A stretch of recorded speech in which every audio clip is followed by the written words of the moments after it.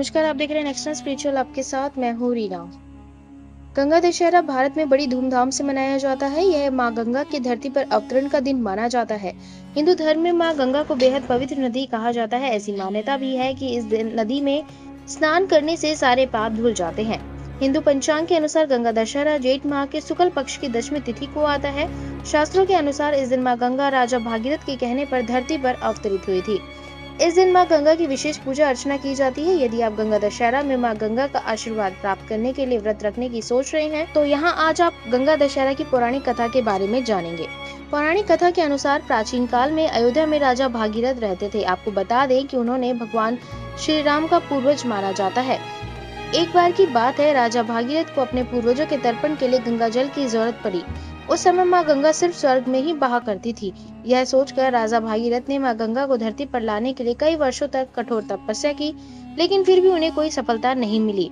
यह देखकर राजा भागीरथ हिमालय पर चले गए और वहां जाकर वह फिर से कठोर तपस्या में लीन हो गए।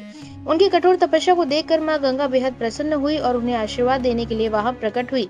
राजा भागीरथ माँ गंगा को अपने समक्ष देखकर बहुत प्रसन्न हुए। उन्होंने माँ गंगा को धरती पर आने को कहा।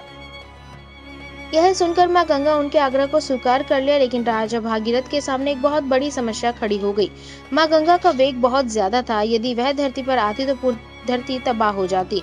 उनकी इस परेशानी को सिर्फ महादेव यानी भगवान शिव ही दूर कर सकते थे। राजा भागीरथ को जब इस बात का पता चला, तब उन्होंने भगवान शिव की तपस्या करनी शुरू कर दी। 1 साल तक राजा भागीरथ भगवान शिव की कठोर तपस्या करते रहे। वहीं पर वह पैर के अंगूठे पर खड़े होकर तपस्या होते देख तो कभी बिना खाए। राजा भागीरथ की इस कठोर तपस्या को देखकर भगवान शिव बहुत प्रसन्न हुए और उनके आग्रह को स्वीकार कर लिया। तब ब्रह्मा जी ने अपने कमंडल से माँ गंगा की धारा प्रवाहित की। तब भगवान शिव ने माँ गंगा को अपनी जटा में बांध लिया। लगभग 32 दिनों तक माँ गंगा शिव जी की जटा में बहती रही। जेठ महीने में शुक्ल पक्ष की दशमी की तिथि को भगवान शिव ने अपनी एक जटा खोली और माँ गंगा को धरती पर जाने को कहा।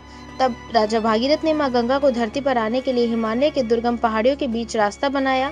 जब माँ गंगा पहाड़ से मैदानी इलाके में पहुंची, तब राजा भागीरथ ने गंगा के जल से अपने पूर्वजों का तर्पण किया और उन्हें मुक्ति दिलाई। जिस दिन माँ गंगा धरती पर अवतरित हुई थी, वह जेठ महीने के शुक्ल पक्ष की दशमी की तिथि थी। तभी से इस दिन माँ गंगा की विशेष पूजा की जाती है और इसे गंगा दशहरा भी कहा जाता है। अगर आपको हमारी ये जानकारी अच्छी लगी हो तो कमेंट कर जरूर बताएं। वीडियो को लाइक और शेयर करना ना भूलें और हमारे आने वाले वीडियोस के अपडेट पाने के लिए चैनल को सब्सक्राइब करें और साथ ही बेल आइकन दबाना ना भूलें।